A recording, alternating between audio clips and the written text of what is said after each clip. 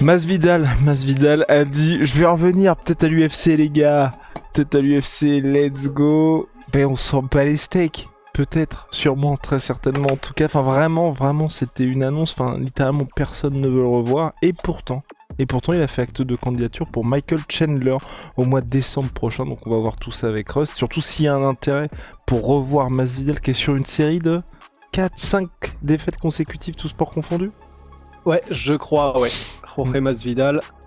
Mais de toute façon, ouais, on va voir tout ça le temps que j'aille voir. Allez d'accord, c'est parti, générique. Soit.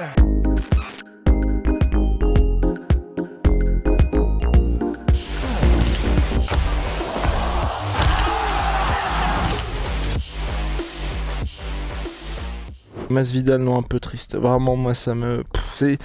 Déjà, le combat contre Nate Diaz, il y avait un petit sentiment de... là, même si tu perds de cette manière-là face à Nate, faut s'arrêter. Revenir en MMA alors qu'il n'était plus que l'ombre de lui-même. Contre un mec comme Michael Chandler, hein, qui est quand même... on peut le clasher sur le fait qu'il attend Conor McGregor, ça reste un vrai athlète. Ça me ferait chier que le mec se fasse face planter. En plus, il est en mode, je vais te mettre KO, je vais t'éteindre rapidement, en gros. Ça fait depuis littéralement Ben Askren qu'il a éteint personne. Stop. Non, ça m'énerve, ça m'énerve. Tu t'es levé, t'as choisi la violence. Oui, ah bah ouais, non, mais tu sais, les mecs qui... les effets d'annonce à répétition, en fait. Et surtout, je sais pas comment dire, mais tu vois, il y a ce côté, le mec qui a suffisamment quand même, ça fait je sais pas trop combien de temps qu'il vit sur ce chaos contre Ben Askren. Il se l'est même tatoué sur la clavicule. Oui, c'est vrai, c'est son logo. Donc depuis 2019, donc ça fait 5 piges que le mec est multimillionnaire, hein, puis continue d'encaisser beaucoup grâce à ça. Tu vois, il faudrait qu'il y ait une performance qui puisse suivre. Tu vois, c'est un peu comme j'ai le même sentiment, tu vois, avec Conor quand il remet de temps en temps le KO contre José Aldo, tu vois. J'ai envie de lui dire, mec, c'était en 2015, putain de merde. Là, faut quand même passer à autre chose. Et vraiment, moi, ça me... Tu sais, t'as un peu ce côté, je suis désolé, après, tu peux pour y aller. Tu sais, quand tu parles, là, j'espère que je vais pas te rappeler de mauvais souvenirs, mais tu sais, de temps en temps, un oncle ou quelqu'un comme ça qui te sort tout le temps la même anecdote, tu sais. Il a fait un truc en 1979 et chaque fois qu'il te voit tous les 6 mois, faut qu'il te ressorte le truc qu'il avait fait en 79. Bah là, c'est un peu ça. C'est un peu ça, et en fait, le problème aussi, c'est que, au-delà du fait qu'il est donc sur 5 défaites, tous sports confondus, et qu'il n'a pas eu de performance réellement soit impressionnante, soit où tu te dis, il était plaisant, hein, son combat contre Nate Diaz, c'est vrai qu'il était plaisant, mais le combat contre Gilbert Burns, il était que l'ombre de lui-même. Le combat contre Colby Covington, il s'est fait souiller, et il n'y a pas vraiment eu de moment. Il y a eu peut-être un moment où il a mis un ou deux coups, mais sinon, grosso modo, il se faisait poncer. Le deuxième combat contre Kamaru Usman, il a été mis KO lui-même. Et donc, il faut remonter au premier combat contre Kamaru Usman qu'il avait pris en short notice à Abu Dhabi. Et ça avait fait un gros score en pay-per-view, je crois 1,3 million, mais le combat en lui-même, en fait, c'était pas ouf quand même. Hein. Enfin, si on s'en souvient bien, sportivement, pour Masvidal. C'était chiant à mourir. Bon, voilà. Et donc, parce que c'était sur 5 rounds, et que c'est 5 rounds où, grosso modo, à part quelques secondes de temps en temps où on se dit il est dangereux, il s'est fait un peu wrestle. Je sais pas si on a le droit de le dire, ça. Ah, je sais pas, mais bref, vous avez capté. Ouais, vous avez capté. Fait poncer en lutte, quoi. Voilà. Et donc, faut revenir vraiment à Nate Diaz en 2019, donc il y a maintenant 5 ans, où effectivement, il était impressionnant. Et en fait, le truc, c'est que, alors déjà, il a donné son interview à Damon Martin de MMA Fighting. Et un truc qui est assez terrible, c'est que, alors j'ai l'impression pour l'instant qu'il a donné d'interview à personne d'autre. L'interview, elle a fait un score qui est terrible. C'est vraiment pour Jorge Masvidal, qui, il fut un temps, était une des plus grosses stars de l'UFC.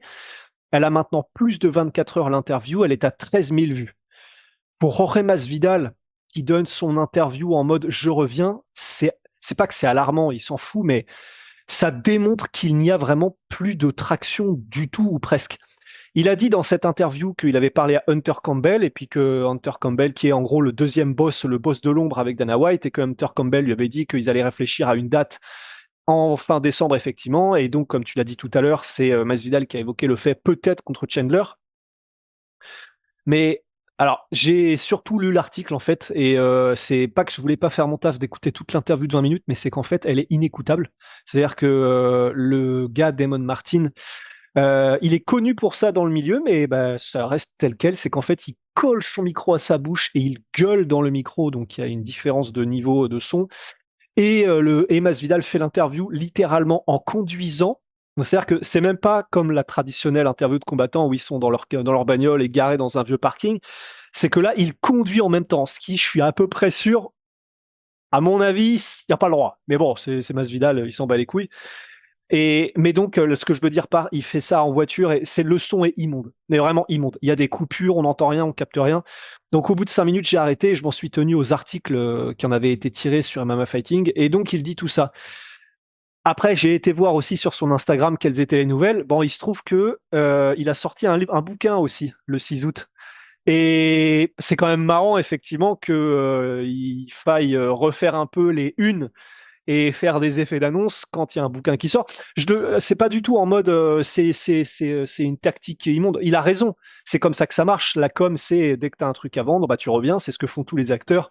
Bah, ils viennent parler aux interviews et faire des interviews quand il y a un film qui sort. Ça, c'est tout à fait normal. Mais c'est du coup pour moi un peu une piste en mode bon.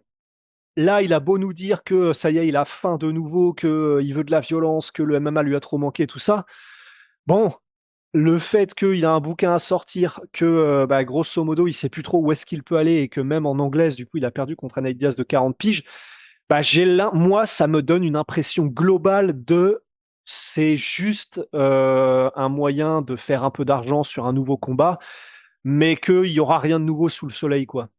Et les chiffres sont là, en tout cas pour le monde anglophone, ben l'attraction n'est pas là du tout. Absolument pas, et c'est bien là qu'est le problème. Et pour moi, on va voir. Même si l'UFC, tu vois, lui propose un gars, je pense qu'ils vont plutôt faire un truc à la retour de Nick Diaz contre Luque en mode petit traquenard pour faire monter un gars ou Traquenard le un, Breton. ou, Mais ou un sinon, vieux briscard de son niveau. Nick et Diaz sinon pour, Masvidal. ouais, Ouais, c'est vrai que ça. Putain, oui, ça aurait du sens. Surtout que Nick Diaz, là, il y a pas longtemps, il a posté en mode les gars, je vais revenir et tout. Vous inquiétez pas. Là, effectivement, je suis d'accord avec toi, ça aurait du sens. Mais c'est le seul combat que même pas j'ai envie de voir. C'est s'il y a un combat, vous lui filez Nick Diaz et là, ça a un peu de sens. Mais ouais. mais sinon, oui, non, je suis entièrement d'accord avec toi. C'est compliqué parce que plus personne n'y croit, ou faudrait, tu vois, que montrer que le gars a vraiment faim, donc qu'il s'entraîne et tout, là, comme tu as dit, ça fait plus effet d'annonce, et peut-être même que le gars veut aussi prendre de l'oseille parce qu'il avait signé un très long contrat de, je crois, 8 combats quand il a vu le premier title shot contre Kamaru Usman, avec forcément des montants qui lui sont garantis. Donc il y a peut-être ça aussi parce que bah, il va avoir 40 piges, ou il a eu 40 piges déjà Masvidal, donc il y a peut-être ça qui est à prendre en compte.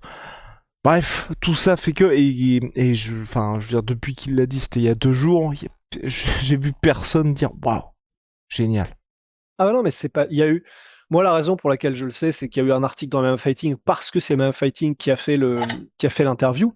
Mais j'ai pas vu ça trop relayé par d'autres sites, effectivement, parce que ben les gens n'accrochent pas et les gens s'en fichent. Et rappelle-moi juste parce que je crois que je bug, mais il était sorti de son contrat à l'UFC après s'être plaint des. Non? Non, non, il était Ok, toujours sous contrat. Et en gros, c'est pour ça qu'à la base, il devait pas avoir le title shot et que c'était Gilbert Burns qui avait eu le title shot. Tu sais, il lui avait fait le traitement à la John Jones. d'accord. Et d'ailleurs, Et, Masvidal qui partage le même agent que John Jones. ah. Et d'ailleurs, donc son combat en boxe anglaise, c'était au bon vouloir de l'UFC. Oui, Donc, exactement. Ouais, d'accord, c'est ça. d'accord.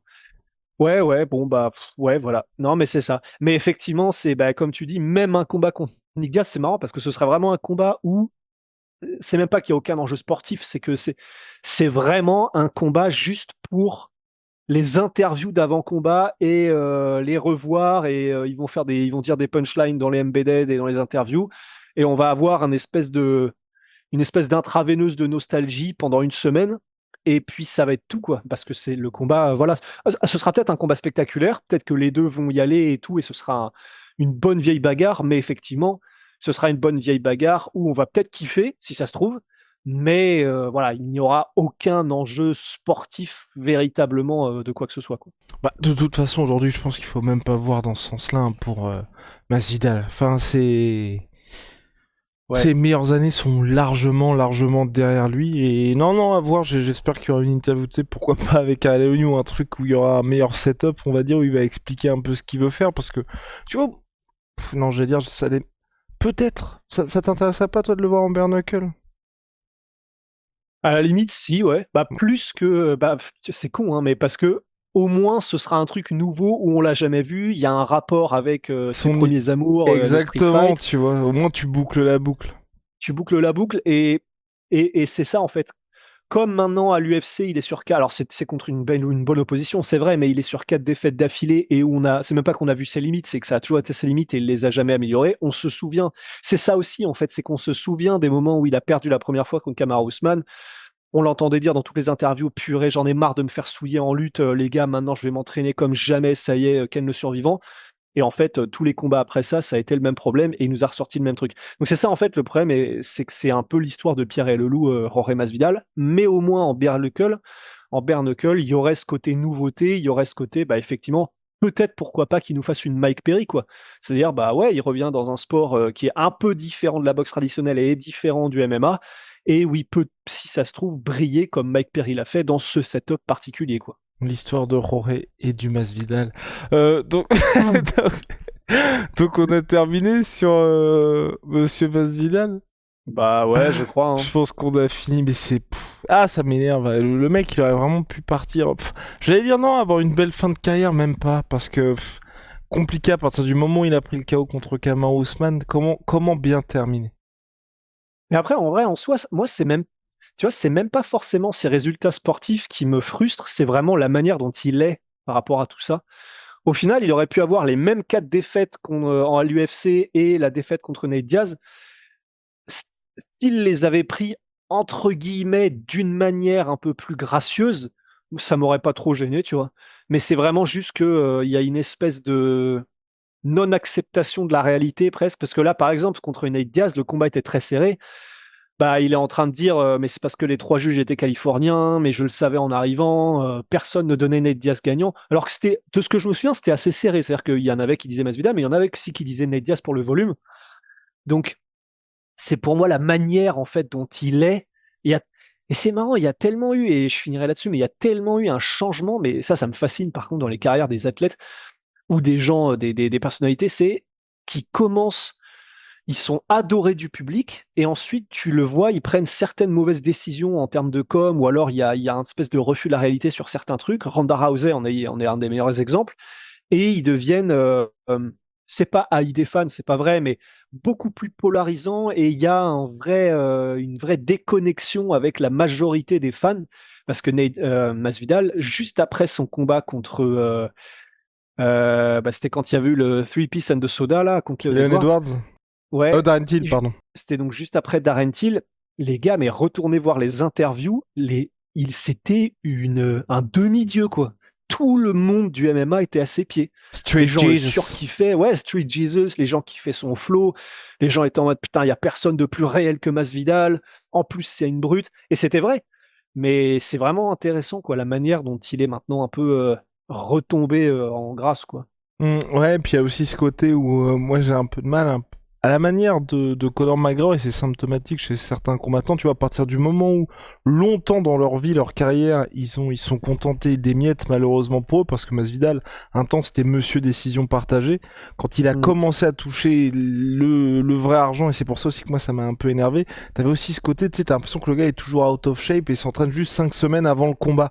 Et donc Ouais. forcément, tu te dis qu'un prime Masvidal, par exemple contre Burns ou même contre Covington, ça aurait pu être différent. Et c'est vrai qu'il sortait tout le temps les mêmes excuses, mais des excuses qui étaient véridiques. Le mec avait plein d'autres choses que les sports de combat malheureusement en tête, et alors qu'en réalité il aurait vraiment dû se concentrer là-dessus, parce que comme tu l'as dit, c'est 4 défaites mais face à des top combattants, et sur le papier à chaque fois on se disait si on a le vrai Masvidal ça peut être intéressant. Malheureusement il n'était que l'ombre de lui-même. Bref, Yosti, on se retrouve très vite. Ciao. Oh, moi je veux le prix. Moi je veux le Ouais. protein. Moins 30% minimum. Surtout My Sweet Pea, regarde ça. Je vais prendre un petit peu de créatine pour Ouais, être vas-y, aussi vas-y. balèze que toi. On va Encore. devoir doubler de volume à l'écran là. Bah, Et, Wow. et, et puis Oli Moly Révolution dans les boissons énergisantes, ça bouge pas les gars. Non, jamais. Une multitude de saveurs. Ils font aussi des boissons de réhydratation. Ils font des thés glacés Rust. Et avec le code la On en parle sueur, pas. parce que t'es un petit gourmand, comme Ouais. moi, bah vous avez moins 5 euros. Et si vous dites, bah allez, j'ai adoré ce premier mois, et vous en reprenez, code la sueur 10, moins 10%. Mais on vous prévient, hein, à partir du moment où vous l'essayez, c'est adopté. Allez, Il y a une chic à là la dans la joue prochaine. droite là. Et une chic de créatine. Ouais. Allez. Allez.